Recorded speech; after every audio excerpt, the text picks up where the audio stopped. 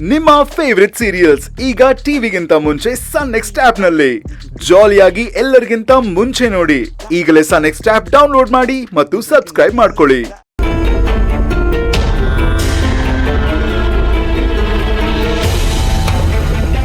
ಯಾಕಮ್ಮ ಮಯೂರಿ ಬೇಜಾರಲ್ಲಿ ಯೋಚನೆ ಮಾಡ್ಕೊಂಡು ನಿಂತಿದ್ಯಾ? ಯಾಕೇನಾಯ್ತು? ಏನ್ ಹೇಳೋಣ, ಎಲ್ರ ಹಣೆ ಬರಹನೂ ಆ ಬ್ರಹ್ಮ ತಾನೇ ಬರೆಯೋದು. ಆದ್ರೆ ನನ್ನ ಹಣೆ ಬರಹನ ಅದ್ಯಾರ ಕೈಲಿ ಬರ್ಸಿದ್ದಾನೋ ಗೊತ್ತಿಲ್ಲ. ಅದಕ್ಕೆ ನನ್ನ ಜೀವನ ಈ ಪರಿಸ್ಥಿತಿಗೆ ಬಂದು ನಿಂತಿದೆ. ಹಿಂಗ್ ಸುತ್ತಿ ಬಳಸಿ ಮಾತಾಡಿದ್ರೆ ನಾನು ಏನು ಅಂತ ತಿಳ್ಕೊಳ್ಳಿ. ಅದೇನಾಯ್ತಂತ ಹೇಳಮ್ಮ. ಏನ್ ಹೇಳಿ ಅಣ್ಣ, ಇಷ್ಟು ದಿವಸ ಬರ್ದೇ ಇರೋ ಆಲ್ಬಮ್ ಇವತ್ತು ಬಂದಿದೆ. ಆಲ್ಬಮ್ಮು? ಯಾವ ಆಲ್ಬಮ್ಮು? ಅದೇ ಅಣ್ಣ, ಮದ್ವೆ ಆಲ್ಬಮ್ಮು. ಅದೀಗ ಬಂದಿದೆ ಅಂದ್ರೆ ಮತ್ತೇನೋ ಹೊಸ ಸಮಸ್ಯೆ ಶುರು ಆಗತ್ತೇನೋ ಅಂತ ಭಯ ಆಗ್ತಿದೆ. ಯಾಕಮ್ಮ ಹಂಗಂತೀಯ? ಈ ಅನಿಷ್ಟಕ್ಕೆಲ್ಲ ಶನೇಶ್ವರ ಪರಮಾತ್ಮನೇ ಕಾರಣ ಅನ್ನುವಂಗೆ ಎಲ್ಲದಕ್ಕೂ ಈ ಮದ್ವೆ ಅನ್ನೋದು ಯಾಕೆ ಅಡ್ಡ ತರ್ತೀಯ ನೀನು? ಈ ಮದ್ವೆಯಿಂದಾನೇ ತಾನೇ ಅಣ್ಣ ನನ್ ಜೀವನ ಹೀಗಾಗಿರೋದು. ಈ ಮದ್ವೆ ಆಗದೆ ಹೋಗಿದ್ದಿದ್ರೆ ನನ್ ಪಾಡಿಗೆ ನಾನು ಚೆನ್ನಾಗೇ ಇರ್ತಾ ಇದ್ದೆ ಅಲ್ವಾ? ದೊಡ್ಡೋರು ಒಂದ್ ಗಾದೆ ಮಾಡೋರೆ ಗೊತ್ತಾ, ಈ ಹಣೆ ಬರಹಕ್ಕೆ ಹೊಣೆ ಯಾರು ಅನ್ನೋ ತರ ನಿನ್ ಹಣೆ ಬರಹದಲ್ಲಿ ನೀನ್ ಈ ಮನೆ ಸೊಸೆ ಆಗ್ಬೇಕು ಅಂತ ಬರ್ದಿರ್ಬೇಕಾದ್ರೆ ಅದನ್ನ ಯಾರು ಕೇಳ್ತಾನೆ ತಪ್ಸಕ್ಕಾಗುತ್ತೆ ಹೇಳು? ಸುಮ್ನೆ ಪಾಲಕ್ ಬಂದದ್ ಪಂಚಾಮೃತ ಅಂತ ಕಣ್ಣಿಗೆ ಒತ್ಕೊಂಡು ಒಪ್ಕೊಬಿಡ್ಬೇಕು. ಹಾಗ ಅನ್ಕೊಳ್ಳೋದಕ್ಕೆ ಸಾಧ್ಯನೇ ಇಲ್ಲ.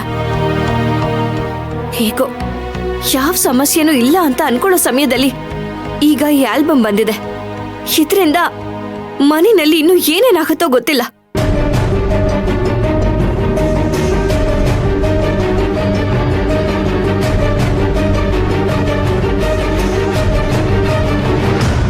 ನಾನು ಚೆನ್ನಾಗಿ ನಾವಿಬ್ರು ಎಷ್ಟು ಚೆನ್ನಾಗಿ ಕಾಣ್ತಿದೀವಲ್ಲ. ನಾನು ಚೆನ್ನಾಗಿದೆ. ಏನ್ ನೋಡ್ತಾ ಇದ್ದೀರಾ?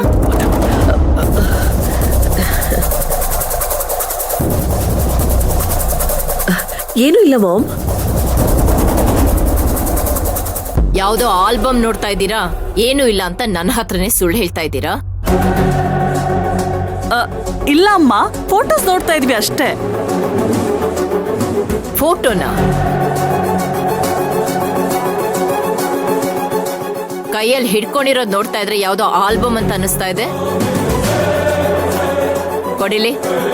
ಅದೆಲ್ಲ ಬಿಡಿ ಅತ್ತೆ, ನೀವು ಈಗ ತಾನೇ ಬಂದಿದ್ದೀರಾ, ಹೋಗಿ ರೆಸ್ಟ್ ತಗೊಳ್ಳಿ. ನಾನಿಷ್ಟು ಕೇಳ್ತಾ ಇದ್ರು ಅದನ್ನ ಕೊಡೋದಕ್ಕೆ ಹಿಂದೇಟಾಗ್ತಾ ಇದ್ದೀರಾ ಅಂದ್ರೆ ಖಂಡಿತ ಅದ್ರಲ್ಲಿ ಏನೋ ಇದೆ. ಕೊಡಿಲ್ ಸಮಂತ. ಸಮಂತ, ಕೊಡ್ತೀಯಾ ಇಲ್ವೋ? ಮಾಮ್, ಇದು ತಾರಕ್ ವೆಡ್ಡಿಂಗ್ ಆಲ್ಬಮ್. ಈಗ ತಾನೇ ಕೊಟ್ಬಿಟ್ಟು ಹೋದ್ರು, ಅದಕ್ಕೆ ನೋಡ್ತಾ ಇದ್ವಿ. ನಡೆದಿರೋದು ಮದ್ವೆನೇ ಅಲ್ಲ, ಅದಕ್ಕೆ ಆಲ್ಬಮ್ ಬೇರೆ ಕೇಡು. ಅದನ್ನ ನೋಡೋದಕ್ಕೆ ನಿನ್ಗೆ ನಾಚಿಕೆ ಆಗಲ್ವಾ? ಅಮ್ಮ, ನಾವೇನೋ ಬೇಕು ಬೇಕು ಅಂತ ನೋಡ್ತಾ ಇಲ್ಲ. ಅವತ್ತೇನು ಮದ್ವೆಲೊಟ್ಟಿ ಸೀರಿಯಲ್ ಹೇಗ್ ಕಾಣಿಸ್ತಾ ಇದ್ವಿ ಅಂತ ನೋಡ್ತಾ ಇದ್ವಿ ಅಷ್ಟೇ. ಹೌದು ಅತ್ತೆ, ಅವತ್ತು ನಾನು ತುಂಬಾ ಸಖತ್ತಾಗಿ ಕಾಣ್ತಿದ್ದೆ. ಈ ತರ ಫೋಟೋ ಹೊಡ್ಸ್ಕೊಂಡಿದ್ದು ನಮ್ಮ ಮದ್ವೆಲೆ.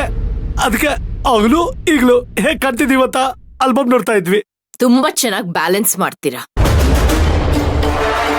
ಕೊಡಿಲಿ.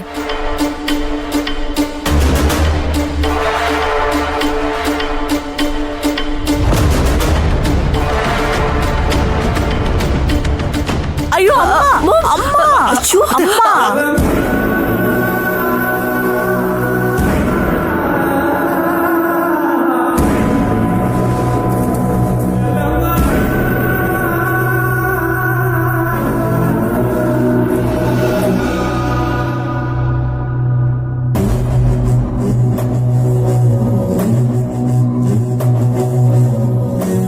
ಅಲ್ಲ ಸಮೋ, ನಿನ್ ತಮ್ಮ ಎಲ್ಲಿರ್ತಾನೋ ಗೊತ್ತಿಲ್ಲ, ಆದ್ರೆ ಕರೆಕ್ಟ್ ಟೈಮಿಗೆ ಎಂಟ್ರಿ ಕೊಡ್ತಾನೆ.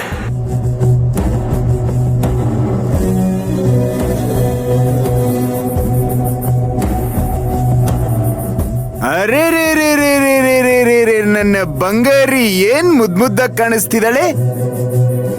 ಸಿಂಗಾರಿ, ಓ ನನ್ನ ಸಿಂಗಾರಿ, ಬನ್ರಿ ನೋಡ್ರಿ.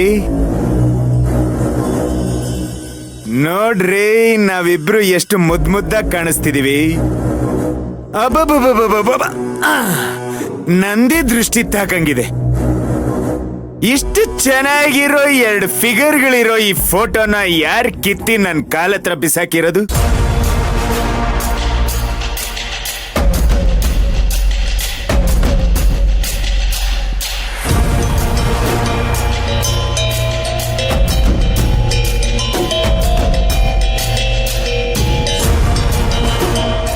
ಇಷ್ಟು ಮುದ್ದಾಗಿರೋ ಈ ಫೋಟೋನ ಬಿಸಾಕೋದಿಕ್ಕೆ ಅದು ಹೇಗ್ ಮನ್ಸಾದ್ರೂ ಬಂತು.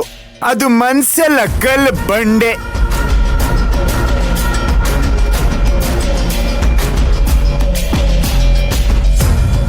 ಇಷ್ಟು ಬ್ಯೂಟಿಫುಲ್ ಫಿಗರ್ಗಳನ್ನ ಫೋಟೋಲಿ ಸೆರೆ ಹಿಡ್ದಿದ್ದಾನಲ್ಲ ಫೋಟೋಗ್ರಾಫರ್ ಕೈಗೆ ಒಂದು ಚಿನ್ನದ ಖಡ್ಗನೇ ಹಾಕಿಸ್ಬೇಕು. ಏನ್ ಹೇಳ್ತೀರಿ ಸಿಂಗರ್ರಿ?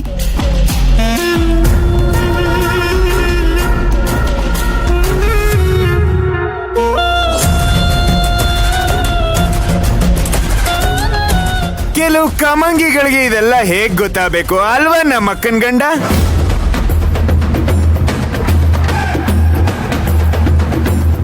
ಹೌದಪ್ಪ, ಹೌದು. ಈ ಫೋಟೋ ನೋಡೋದಕ್ಕೆ 2 ಕಣ್ಣುಗಳು ಸಾಲದು.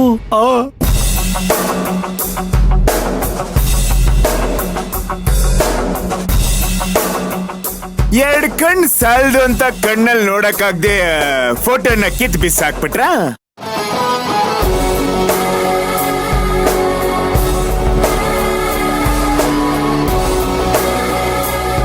ಇದನ್ನ ಕಣ್ಣಾರೆ ನೋಡಕ್ಕಾಗ್ದೆ ಕಿತ್ತು ಬಿಸಾಕಿದ ಕಣ್ಣುಗಳು ಹಿಂಗೋಗ.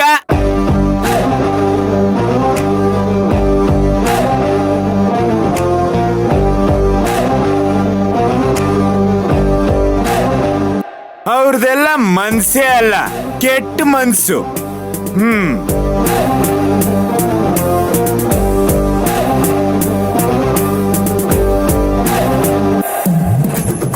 ನಮ್ಮಿಬ್ಬರನ್ನ ನೋಡಿದ್ರೆ ಉರ್ಕೋತಾರ ಕಣ್ರಿ ಜನರು. ಅದಕ್ಕೆ ಇಂಥದನ್ನೆಲ್ಲ ಮಾಡೋದು.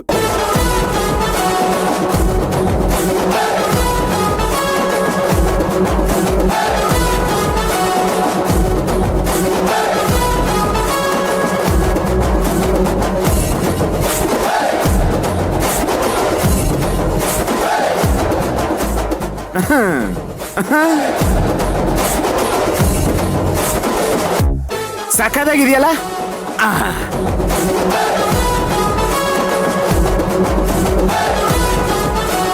ಹಾಯ್ ಡಾರ್ಲಿಂಗ್, ಇಮಿಡಿಯೇಟ್ ಆಗಿ ನಮ್ ರೆಗ್ಯುಲರ್ ಅಡ್ಡಕ್ಕೆ ಬಂದ್ಬಿಡು.